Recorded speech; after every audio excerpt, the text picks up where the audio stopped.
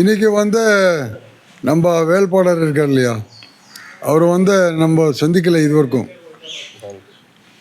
நாங்கள் தமிழ்நாடெல்லாம் சுற்றிட்டு வந்தோம். அவர் எடப்பாடி பழனிசாமி அவரு கூப்பிட்டாரு, அங்கேயும் போயிட்டு வந்தோம். அவர் நல்ல மாதிரி ஏற்றுக்கிறேன், நான் கண்டிப்பாக நான் செய்கிறேன்னு சொல்லி ஒரு வாக்கு உறுதி கொடுத்தாரு. 33 மாவட்டம் நாங்கள் அங்கே போயிருந்தோம். 33 மாவட்டத்துக்கு எல்லாருக்கும் பதில் கொடுத்தாரு. உட்கார வச்சு நல்லா மரியாதை கொடுத்து கண்டிப்பாக செய்கிறேன்னு சொன்னார். ஆனால் அவர் சொன்னது கடந்த ஆட்சி இருக்கும்போது அவரது எடப்பாடி அவர்களது எங்களை சந்திக்குவார். முதலாக எங்களை கூப்பிடுவார். யார் மறந்துடுவார்னு சொல்லி கலெக்டர்கிட்ட சொல்லி கலெக்டர் எங்களை கூப்பிடுவார். அந்தளவுக்கு அவர் நல்லதாக செஞ்சார்.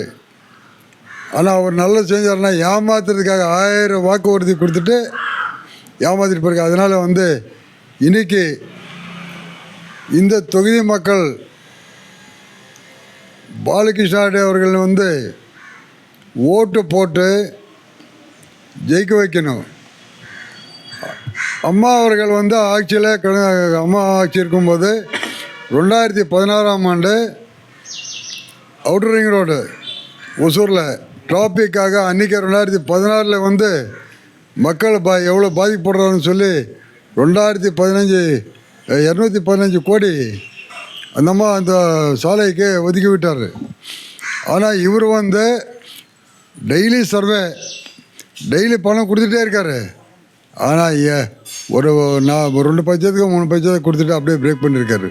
காரணம் என்னன்னு சொன்னால் ஷோ பாலிட்டிஷியன், பைத்தியக்கார மக்கள் இங்கே யாரும் கேட்க மாட்டாருன்ட்டு இப்போ கேட்க போகிறாரு. இப்போ என்ன பண்ணுமோ மக்கள் கூட பண்ணுவார்.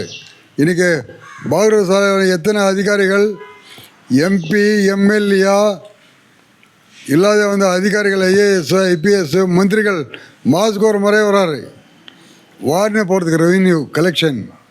ஆனால் அவருக்கெல்லாம் இந்த இதில் தெரியாத அவருக்கு இன்றைக்கி இவ்வளோ கஷ்டப்பட்ட விவசாய மக்களுக்கு பாதிக்க இருக்கிறதுனால அவர் இருக்கும்போது இந்த ஒசூர் தொகுதியில் பாலகிருஷ்ண ரெட்டி அமைச்சராக இருக்கும்போது எத்தனோ வேலை பண்ணியிருக்காரு. இப்போ ராமநாயக்கன் ஏரி கரை எவ்வளோ சுலபமாக இருக்குது மக்கள் நடமாடுறதுக்கு.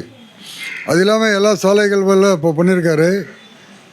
இந்த அரசாங்கம் எடப்பாடி அவர்கள் அரசாங்கம் பாலகிருஷ்ண ரெட்டி இங்கே எம்எல்ஏ ஜெயிச்சா கண்டிப்பாக எங்களுக்கு நல்லதாக கிடைக்கும்னு சொல்லி இன்றைக்கி நாங்கள் விவசாயிகள் சங்கத்தில் சார்பாக மாவட்ட சார்பாக இந்த ஒன்றியம் ஒசூர் தொகுதி சார்பாக அவருக்கு ஆதரவு தெரிவிக்கிறதுக்காக நாங்கள் இன்றைக்கி பேட்டி கொடுத்துட்டு போகிறதுக்கு வந்திருக்கிறோம்.